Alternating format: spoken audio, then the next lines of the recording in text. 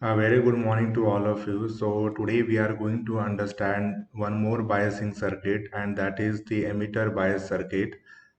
We have already studied the fixed bias circuit and the collector to base bias circuit in the previous lecture. In fixed bias circuit, there was a problem of the stabilization. IC was completely dependent on the ICBO and the beta.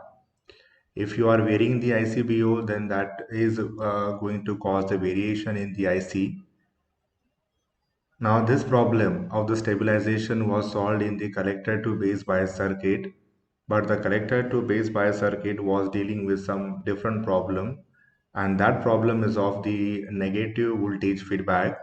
So, if there is a negative voltage feedback, it is going to reduce the gain of the system, and when you are having the reduced voltage gain, so in that case, you will not get the complete amplification of the input signal. Our sole purpose was to amplify the AC input signal. So now today we will try to understand whether this emitter bias circuit will solve our problems or not. Now this emitter bias circuit is very much similar to the fixed bias circuit. The only difference is of the resistance RE. So in this we have connected the emitter resistance at the emitter terminal. Now there is a single battery which is going to power your input port and the output port. So now to understand whether this emitter bias circuit provides stabilization or not. So for this we will have to find the equation of the IC, and from the IC equation we'll try to understand whether this circuit is going to provide the stabilization or not. So now we apply the KVL in this input port. So when you are going to apply the KVL, then minus VCC will be there, plus IV into RB, then plus to minus there is a voltage drop, then plus VBE. So now you are having one more term, that is IE. So plus minus IE into RE. You can see here the current is interacting with the resistance and there will be a voltage drop. So plus IE into RE. Now you want the IB to be evaluated. So VCC minus VBE minus IE into RE upon RB. So this is the equation for the base current. Now you can simply calculate the IC value.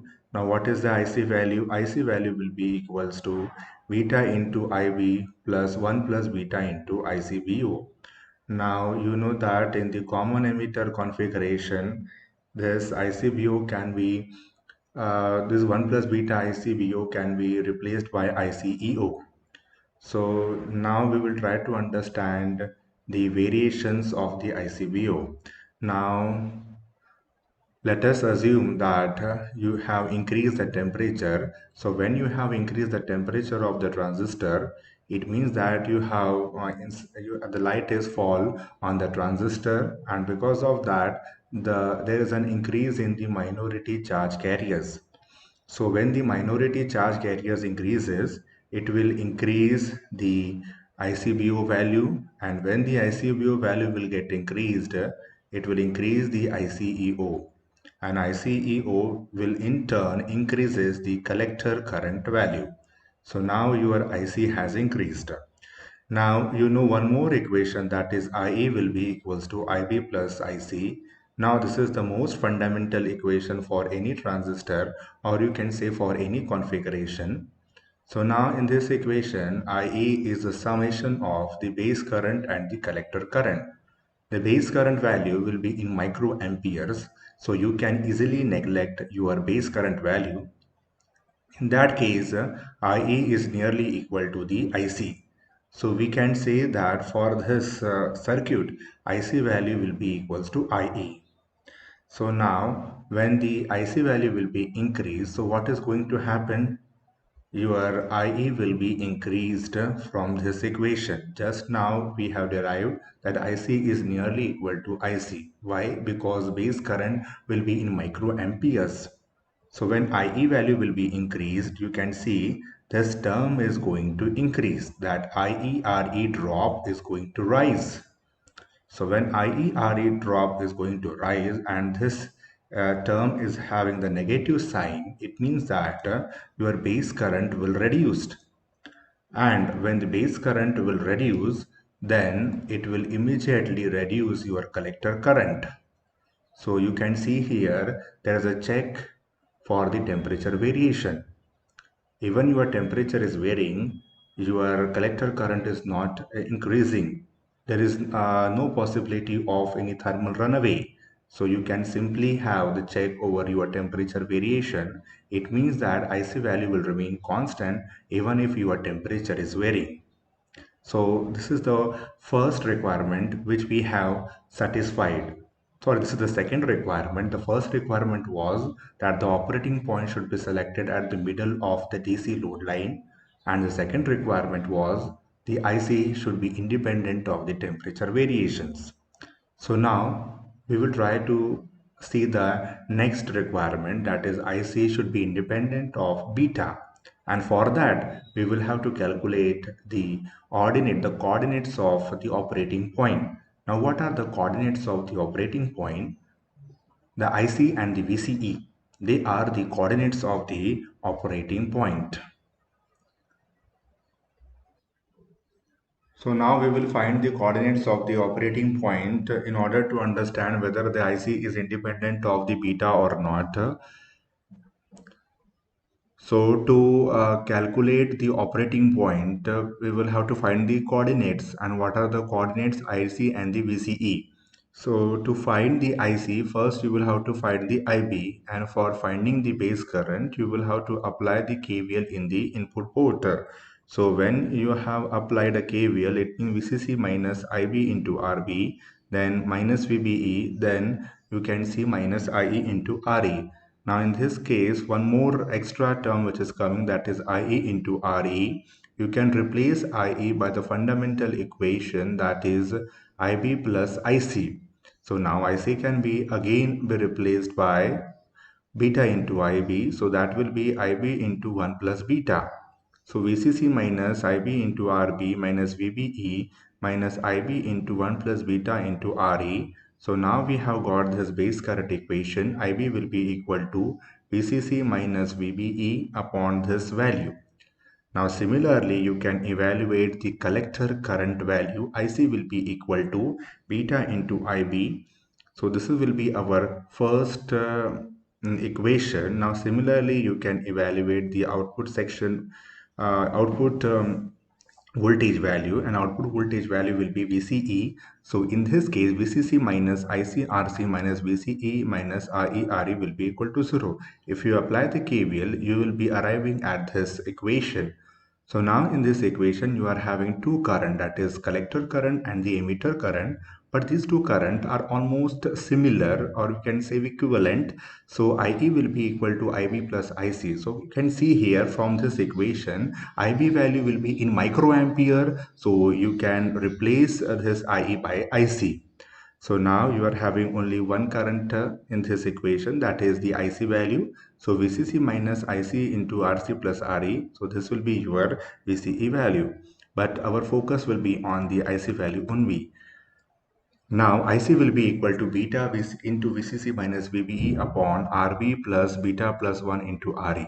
So you can see here this beta value is very high. So beta value is very high, and it is having the higher value as compared to the 1. So you can easily neglect this plus 1 value. So when you are neglecting this plus 1, then you can have this beta value. So RB plus beta into RE. Now you will have to free this term, because our sole aim is to show that our IC is independent of the beta. So in that case, if you take beta as common, so when you are taking beta common, Re plus Rb upon beta, and that will be your this equation. So now if you want to make this IC independent of the beta, then you will have to consider this Re as very high. So there should be one condition, that Re should be very high as compared to the Rb upon beta. Only in this case you can say your collector current is independent. Even if you replace your transistor, it will not be having any effect on the collector current, because IC will be equal to VCC minus VBE upon RE. But the problem is of the RE. That is, RE means what? Your emitter resistance. So when you are increasing the emitter resistance to a very, very high value, so what you can say here, your emitter resistance is having the high value. It means that IERE drop will be high. So when IERE drop will be high, so this is going to affect your VBE. You can see from here, this will be your input voltage. So, and this is your IE into RE. So ultimately what is happening is IERE drop. Now this IERE drop is acting like a feedback, and it is going to oppose your input voltage. And when the input voltage will be opposed, it means the effective input value will be decreased. And when the effective input value will be decreased, your VBE comes down below your cutting voltage. And you know that for your transistor to operate in the active region, you need to forward bias to your emitter base junction. But if you are not having sufficient cut-in voltage, then in that case your transistor will not be acting in the active region. That is, you cannot operate your transistor for the amplification purpose. It means that you cannot have the high value of the RE, because if you are having the high value of the RE, then RE will be increased, then it will reduce the VBE, that is the effective input value. Then what is the next option? Then you can reduce the RB value. But if you reduce the RB value, then your IB will increase. And again, there is a problem of the net input voltage to reduce to a very low value. So this is again the problem. There is again a problem of the negative feedback. The negative feedback is introduced in the circuit, and because of that, it is reducing the voltage gain. So which is the primary thing which we require for the amplification. So again, this circuit is providing the stabilization, but at the cost of the reduced voltage gain. So now we will try to understand the stability factor of this emitter bias circuit. Now this emitter bias circuit, I think it is very much similar to your collector to base bias circuit, but again here you are getting the problem of the negative feedback. So now we will try to find the stability factor. So if you want to find the stability factor, then what is the formula for that? The formula will be S will be equals to what? DIC upon DICBU, because we have to find the rate of change of collector current with respect to ICBU.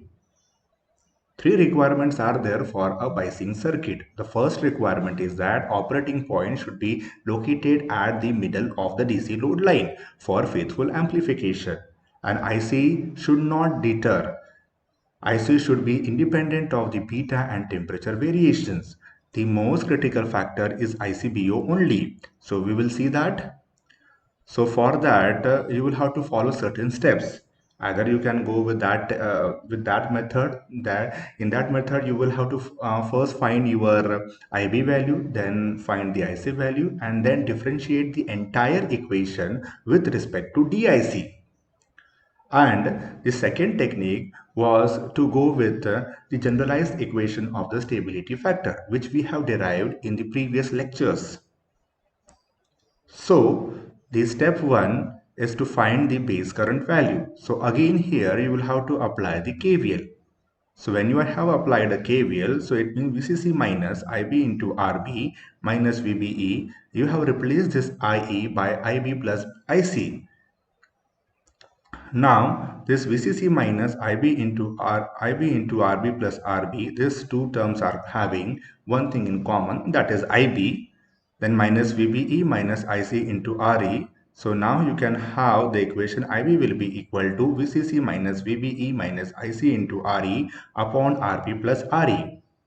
We have obtained the IB current equation. Now you can simply find the IC value. Now IC value will be equals to IC will be equals to beta into IB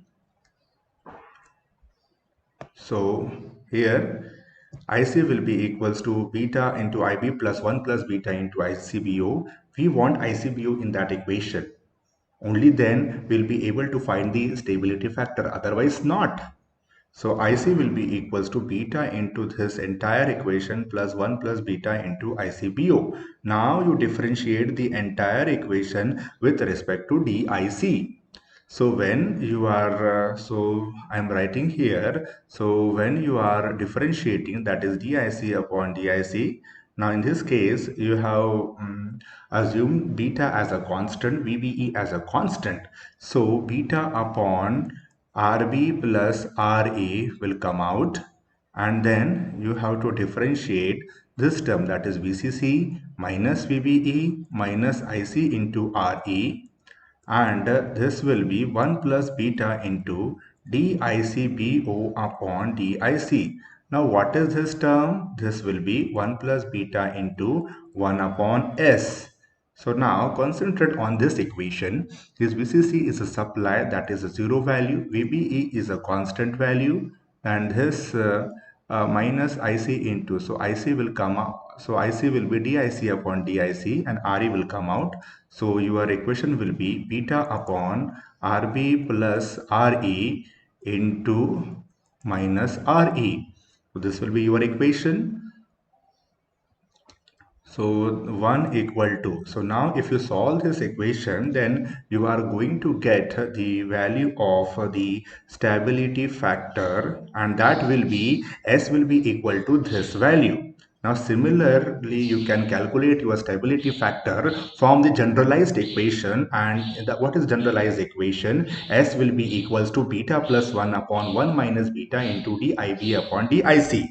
So for that, you will have to take the help of equation number 1. So so this is the equation number 1, that is IB will be equal to this value. You will have to differentiate the entire equation with DIC, and similarly you can calculate the stability factor. So you can derive the stability factor from any of the two methods. So now there is some problem with the emitter bias circuit, and because of that we will have to search other biasing circuit, and the most preferred biasing circuit is the voltage divider circuit. That voltage divider circuit is going to provide the independency, or you can say the stabilization of the IC with respect to your ICBO and the beta, and at the same time it is going to maintain the voltage gain also. The problem with the collector based circuit and the emitter bias circuit is of the negative voltage feedback. We want a high voltage feedback for a fruitful amplification. But we were not getting these type of things in our collector to base bias circuit or the emitter bias circuit. That is why we will have to search one more circuit. We will have to go for one more circuit, and that is the voltage divider circuit. So I think this is all about for today's class, and we will meet tomorrow.